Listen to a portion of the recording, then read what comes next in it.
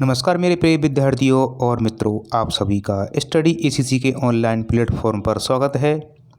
दोस्तों, आज का जो टॉपिक है वो है हिंदी साहित्य का इतिहास।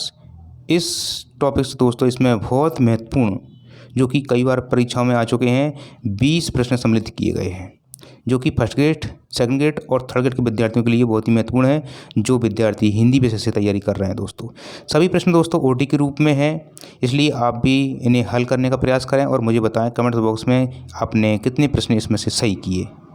और अंत में मैं आपसे 2 प्रश्न का उत्तर पूछने वाला हूं, जिसका उत्तर आपको कमेंट्स बॉक्स में देना है दोस्तों। तो दोस्तों, पहला प्रश्न आपके सामने ये रहा दोस्तों, सर्वप्रथम हिंदी साहित्य का इतिहास किसने लिखा था? ऑप्शन है ए मिसबंधु के द्वारा, बे गारसा दे तासी, से जॉर्ज ग्रियर्सन, दे रामचंद्र शुक्ल। तो सोचिएगा इसका राइट आंसर दोस्तों क्या होगा। तो सर्वप्रथम जो इतिहास लिखने का जो प्रयास किया गया है वो है गारसा दे तासी के द्वारा। ओके, नेक्स्ट प्रश्न दोस्तों आगे। आचार्य रामचंद्र शुक्ल के वीरगाथा काल को किस लेखक ने आदिकाल नाम दिया है? ऑप्शन नंबर ए राम कुमार वर्मा ने, बे राहुल सांकृत्यायन ने, से जॉर्ज ग्रियर्सन ने, दे उपयुक्त में से कोई नहीं। तो इसका राइट आंसर होगा दोस्तों राहुल सांकृत्यायन, बे। ओके, नेक्स्ट प्रश्न दोस्तों आगे। किस लेखक ने आदिकाल को संधि काल और चरण काल नाम 2 भागों में विभाजित किया है? ए रामकुमार वर्मा ने, बे राहुल सांकृत्यायन ने, से हजारी प्रसाद द्विवेदी ने, दे जॉर्ज ग्रियर्सन ने। तो इसका जो राइट आंसर दोस्तों क्या होगा, हजारी प्रसाद द्विवेदी के द्वारा जो है आदिकाल को 2 भागों में बांटा गया है, एक तो संधि काल में और दूसरा चरण काल में। ओके, नेक्स्ट प्रश्न दोस्तों आगे, चौथा। आधुनिक हिंदी साहित्य को आचार्य रामचंद्र शुक्ल ने किस काल में रखा है? ए नूतन काल में, बे गद्य काल में, से आधुनिक काल में और दे रीति काल में। तो इसका जो राइट आंसर है दोस्तों होगा बे गद्य काल में इन्होंने इस साहित्य को यानी आधुनिक काल को, आधुनिक हिंदी साहित्य को रखा है। ओके, नेक्स्ट प्रश्न दोस्तों पांचवा। राहुल सांकृत्यायन ने आदिकाल को क्या नाम दिया है? ए चरण काल, बे गद्य काल, से सिद्ध सामंत काल, दे संधि काल। तो इसका जो राइट आंसर होगा दोस्तों वो होगा सिद्ध सामंत काल, राइट आंसर से। ओके, नेक्स्ट प्रश्न दोस्तों छठा। हिंदी साहित्य का इतिहास सर्वप्रथम किस भाषा में लिखा गया? ऑप्शन नंबर ए हिंदी, बे उर्दू, से फ्रेंच भाषा में या फिर दे अंग्रेजी भाषा में। किस भाषा में दोस्तों इसको लिखा गया था प्रथम हिंदी साहित्य का इतिहास? तो इसका जो राइट आंसर है दोस्तों वो है आपका ये गारसा दे तासी के द्वारा फ्रेंच भाषा में लिखा गया था। राइट आंसर होगा इसका से। ओके, प्रश्न नंबर दोस्तों 7वां है ये। हिंदी साहित्य के इतिहास लेखन की परंपरा का सूत्रपात किसने किया? हिंदी साहित्य के इतिहास लेखन की परंपरा का सूत्रपात किसने किया? ए शिव सिंह सेंगर ने, बे गारसा दे तासी ने, से आचार्य रामचंद्र शुक्ल ने, दे जॉर्ज ग्रियर्सन ने। इसका जो राइट आंसर है दोस्तों वो क्या होगा, तो आचार्य जो है इसका राइट आंसर होगा दोस्तों, सॉरी बे होगा इसका राइट आंसर। गारसा दे तासी के द्वारा जो है हिंदी साहित्य इतिहास लिखने का प्रथम प्रयास किया गया। ओके, नेक्स्ट प्रश्न दोस्तों 8वां। साहित्य का इतिहास, हिंदी साहित्य का इतिहास जनता की चित्तवृत्ति का इतिहास है। बहुत ही अच्छा कथन है दोस्तों ये। साहित्य का इतिहास जो है जनता की चित्तवृत्तियों का इतिहास है, ये कथन किसका है? Option number A Shiv Singh Sengar का, बे रामचंद्र शुक्ल का, से हजारी प्रसाद द्विवेदी का और दे जॉर्ज ग्रियर्सन का। इसका जो राइट आंसर है दोस्तों वो होगा आचार्य रामचंद्र शुक्ल के द्वारा ये कथन कहा गया है। ओके, नेक्स्ट प्रश्न दोस्तों 9वां। नवा प्रश्न देखते हैं हम। नागरी पचारणी सभा द्वारा प्रकाशित हिंदी साहित्य का वृहत इतिहास के कुल कितने खंड हैं? बहुत ही शानदार प्रश्न है दोस्तों ये।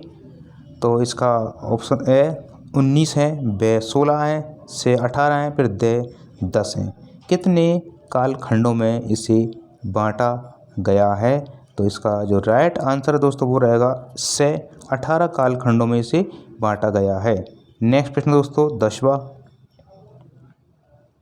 हिंदी साहित्य के किस युग को स्वर्णकाल या स्वर्ण युग नाम से पुकारा जाता है, कहा जाता है? ए आदिकाल को, ब भक्ति काल को, से गद्य काल को, द रीति काल को। इसका जो राइट आंसर है दोस्तों वो क्या होगा? तो ब यानी कि भक्ति काल को दोस्तों इन्होंने स्वर्ण युग काल की संज्ञा दी है। ओके, नेक्स्ट प्रश्न दोस्तों आगे 11वां। रासो साहित्य किस काल की रचना है? ये किस काल की रचना है? रासो साहित्य किस काल की रचना है दोस्तों? ए वीरगाथा काल की है, ब भक्ति काल की है, से गद्य काल की है, द रीति काल की है। तो इसका जो राइट आंसर है दोस्तों वो क्या होगा? रासो साहित्य जो है वो वीरगाथा काल की रचनाएं हैं। ओके, नेक्स्ट प्रश्न दोस्तों 12वां। आचार्य रामचंद्र शुक्ल ने आदिकाल को वीरगाथा काल क्यों कहा है? ऑप्शन नंबर ए वीर राजाओं का वर्णन है इसमें, इसलिए कहा गया है। इस युग में वीर रस का प्रचुर परिणाम मिलता है इसलिए, या फिर इस काल में सभी कवि वीर थे ऐसा हो सकता है, या फिर द इसमें वीर गाथा प्रधान कृतियों की प्रचुरता थी। इसका राइट आंसर दोस्तों वो होगा द। इसमें वीर गाथा प्रधान जो कृतियाँ जो रचना है उनकी प्रचुर मात्रा मिलती है, इसलिए इस काल को वीरगाथा काल कहा है, आदिकाल को। ओके, नेक्स्ट प्रश्न दोस्तों आप 13वां। आदिकाल को साहित्य की प्रमुख भाषा, आदिकाल की जो है साहित्य की प्रमुख भाषा थी वो कौन सी थी? आदिकाल के साहित्य की प्रमुख भाषा कौन थी? अभ्रंश, ब अवधि, से ब्रजभाषा, या फिर द डिंगल तथा पिंगल। तो इसका जो राइट आंसर दोस्तों वो होगा डिंगल तथा पिंगल भाषा थी उस समय। आदिकाल के साहित्य की प्रमुख भाषा थी डिंगल व पिंगल। ओके, नेक्स्ट प्रश्न दोस्तों आगे। पृथ्वीराज नामक रासो महाकाव्य के रचयिता कौन है? ए दलपति विजय, ब नरपति नालय, से चंद बरदाई और द जयानक। तो इसका राइट आंसर है दोस्तों वह पृथ्वीराज रासो, सभी जानते हैं, बहुत ही बड़ा महाकाव्य, प्रथम महाकाव्य ये। इसका जो राइट आंसर होगा दोस्तों चंद बरदाई के द्वारा ये महाकाव्य लिखा गया है। ओके, पृथ्वीराज रासो का ये एक सेनापति था। नेक्स्ट प्रश्न दोस्तों आगे 15वां। ये 15वां दोस्तों। पृथ्वीराज रासो जो महाकाव्य है उसकी नायिका का क्या नाम है या कौन है? ए नागमती, ब संयोगिता, से राजमती, द पद्मावती। तो इसका जो राइट आंसर है दोस्तों वो होगा संयोगिता। इसकी क्या है? इस महाकाव्य की नायिका है। ओके, नेक्स्ट प्रश्न दोस्तों आगे 16वां। आदिकालीन साहित्य का प्रमुख रस कौन सा है? आदिकालीन साहित्य का प्रमुख रस कौन सा है? ए वीर रस है, ब श्रृंगार रस है, से रौद्र रस है, या फिर द शांत रस है। तो इसमें कौन सा रस है जो दोस्तों आता है? सोचें और बताएं।